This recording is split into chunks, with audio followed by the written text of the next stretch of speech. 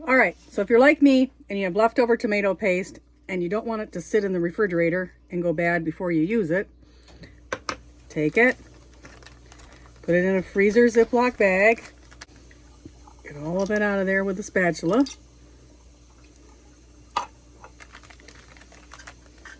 Take almost all of the air out.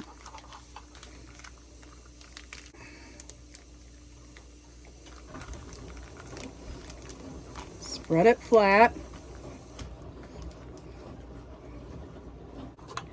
Take that spatula or a knife and cut it into little bricks.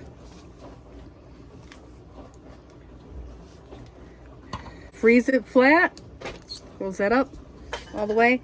Freeze it flat, and then you can easily break off a chunk when you need it for a recipe.